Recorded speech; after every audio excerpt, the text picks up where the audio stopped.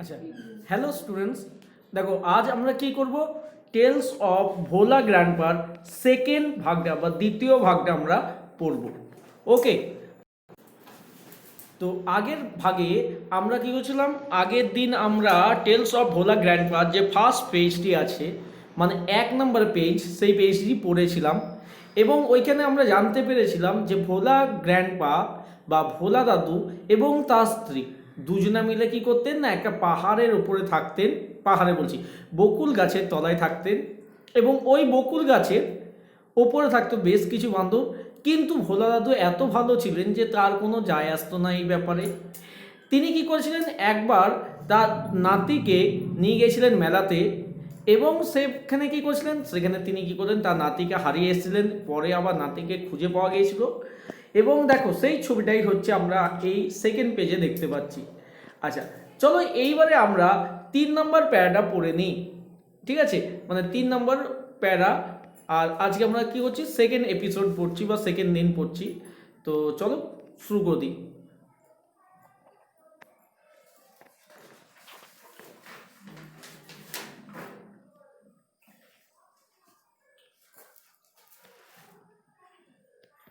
দেখো, I remember, আমার মনে পড়ে।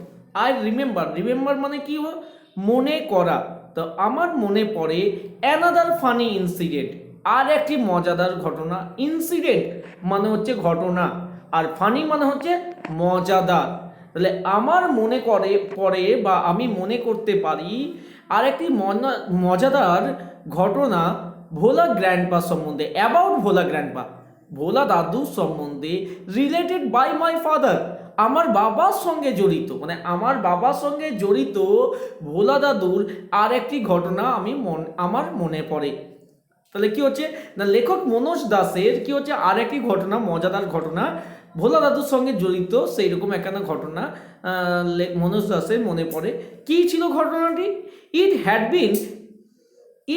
বিন এ রেনি আফটারনুন, এটা ছিল একটি সন্ধ্যা স্নাত।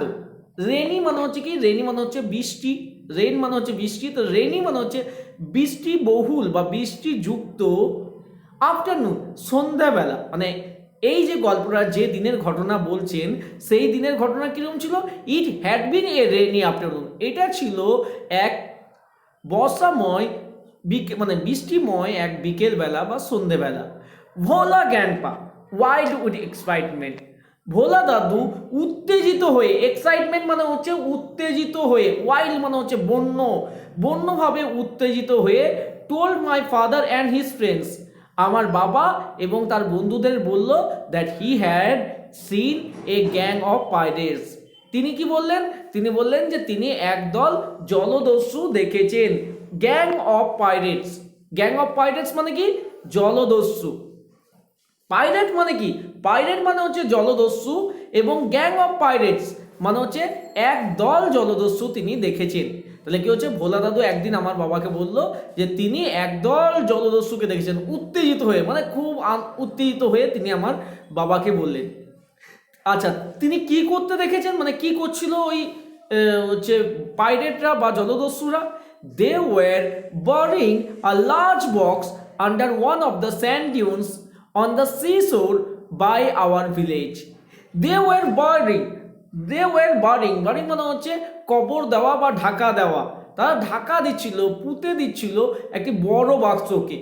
দে were burying a large box, তারা ঢাকা দিচ্ছিল বা পুঁতে দিচ্ছিল একটি বড় বক্সকে, a large box under one of the sand dunes, কোনখানে না, one of the sand dunes, একটা বালির স্তূপের উপর।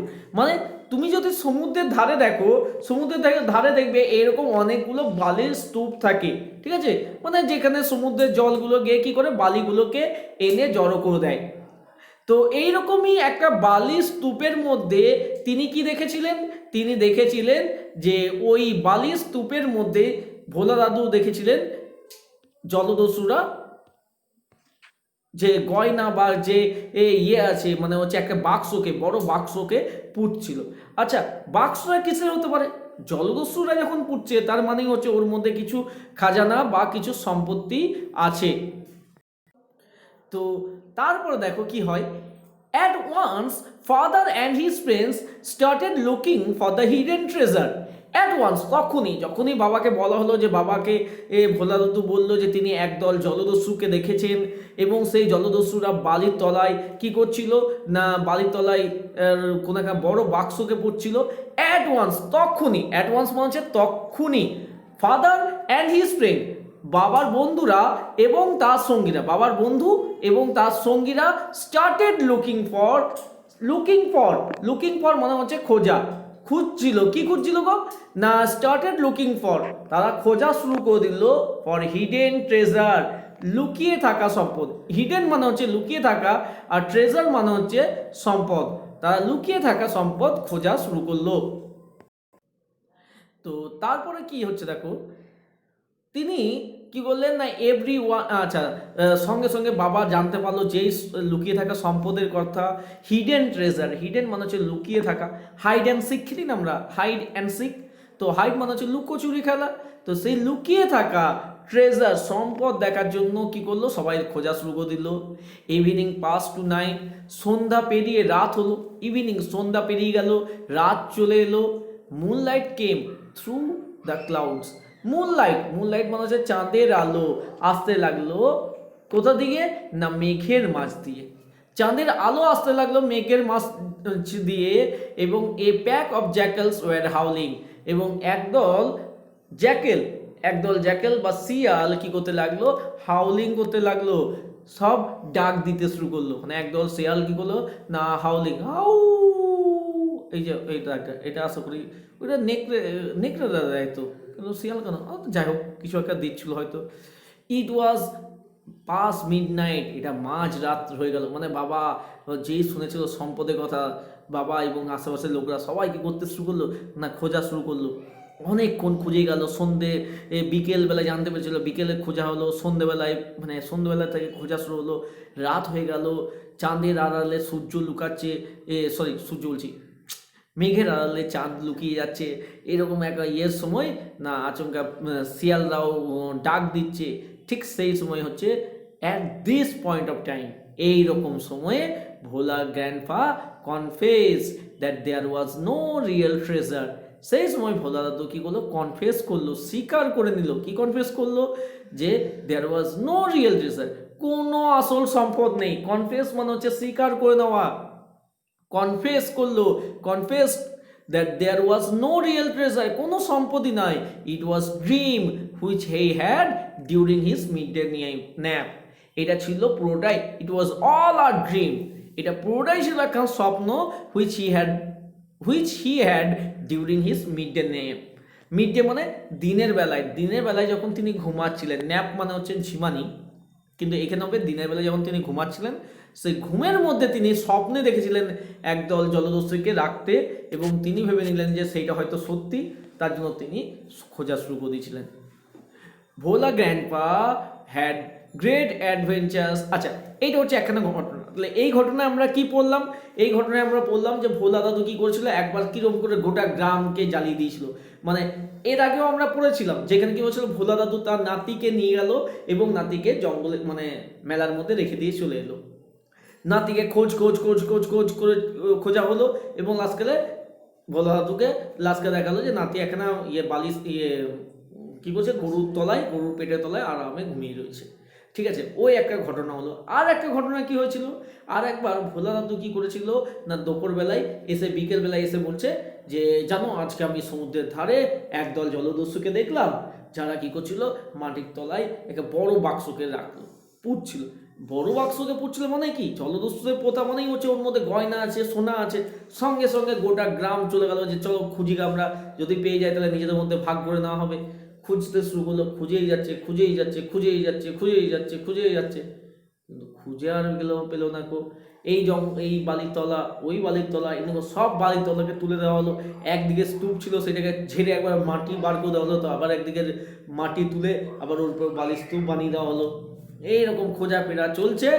ঠিক সেই সময় কি হলো, ভোলা দাদু বললো যে একটা ভুল হচ্ছে মনে হয়, আমি কি করছিলাম না ওইটা আমি স্বপ্নে দেখেছিলাম, যখন আমি ঘুমাচ্ছিলাম তখন আমি ওটা স্বপ্নে দেখেছিলাম।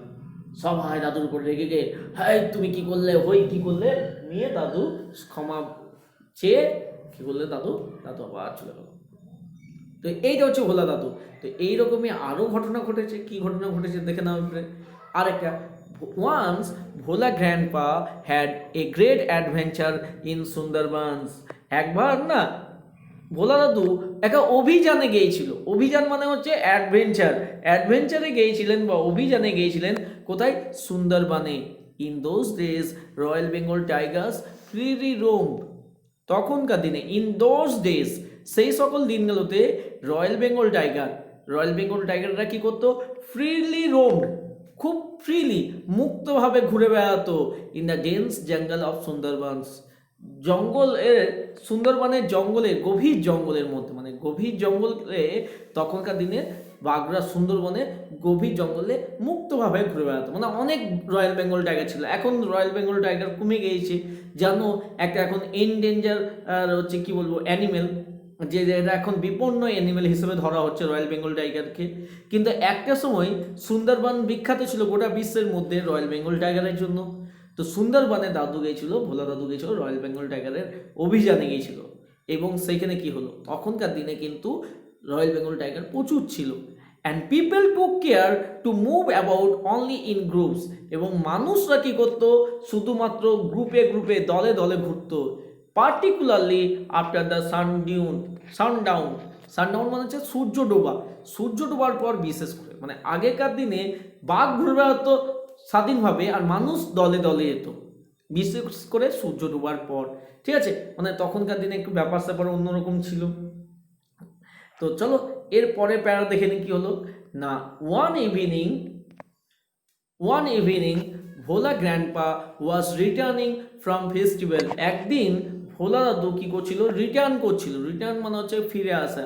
তো ভোলা দাদু ফিরে আসছিল মার্কেট থেকে, ফ্রম উইকলি মার্কেট মানে সাপ্তাহিক বাজার করে ভোলা দাদু ফিরে আসছিল। At a distance about 5 yard behind him. একটু দূরত্বে, অ্যাট এ ডিস্টেন্স মানে হচ্ছে দূরত্বে, 5 ইয়ার্ড 5 গজ পেছনে, he heard the growl of a royal Bengal tiger. সে শুনতে পেল গ্রাউল, গর্জন। কিসের গর্জন শুনতে পেল? রয়্যাল বেঙ্গল টাইগারের। ভোলা দাদু টার্ন অ্যান্ড ফাউন্ড। ভোলা দাদু কি করলো? টার্ন, ঘুরলো এবং দেখতে পেল দ্য ব্রাইট গেজ, উজ্জ্বল একখানা দৃষ্টি, of the tiger on his face. তিনি দেখতে পেলেন একটা বাঘ তার মুখের দিকে তাকিয়ে রয়েছে। তার বাঘের যে উজ্জ্বল দৃষ্টি, সেই দৃষ্টি আছে কার উপর? ভোলা দাদুর উপর। তাহলে কি হলো এই দুখানা প্যারায় আমরা কি বললাম? যে ভোলা দাদু একবার সুন্দরবনে গিয়েছিলেন অভিযান মানে ঘুরতে গিয়েছিলেন সুন্দরবনে। আর তখনকার দিনে রয়্যাল বেঙ্গল টাইগার জঙ্গলের মধ্যে বেশি ছিল। তো সবাই কি করতো না, দলে যেত। একদিন সন্ধ্যেবেলায় ভোলা দাদু কি করলো? সাপ্তাহিক বাজার করতে গেল। যখন তিনি ফিরছেন, আচমকা পেছন থেকে, একটা ডিস্টেন্স থেকে, একটা দূরত্ব থেকে তিনি একখানা গর্জন শুনতে পেলেন। যেই ঘুরলেন দেখলেন একটা রয়্যাল বেঙ্গল টাইগার তাকিয়ে রয়েছে তার দিকে। রয়্যাল বেঙ্গল টাইগারটা উজ্জ্বল দৃষ্টি তার দিকে রেখেছে। ঠিক আছে, তো এইটাই হচ্ছে আজকের পড়া। আমরা এইটুকুই পড়া করব, পরের দিন আমরা কি করব? বাকিটা করব। কিন্তু এইবার আমাদের প্রশ্ন থেকে যাচ্ছে যে রয়্যাল বেঙ্গল টাইগার থেকে কি তিনি মুক্তি পেতে পেরেছিলেন, না তিনি রয়্যাল বেঙ্গল টাইগারের ভোজন হয়েছিলেন? হ্যাঁ, তো কি মনে হচ্ছে রয়্যাল বেঙ্গল টাইগার কি ভোলা দাদুকে খেয়ে হজম করতে পারবে না? হ্যাঁ, তো দেখা যাক কি করে ভোলা দাদু মুক্তি পেল, আর বাঘটার কি অবস্থা হলো লাস্টকালে। তো চলো এইখান পর্যন্তই। পরের দিন আমরা কি করব? বাকিটুকু পড়ে নেবো।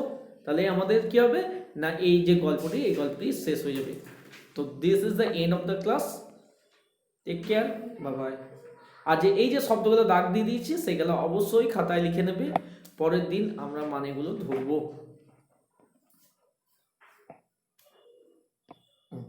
আচ্ছা, এইবার বলো তোমাদের বই নেই কার কার?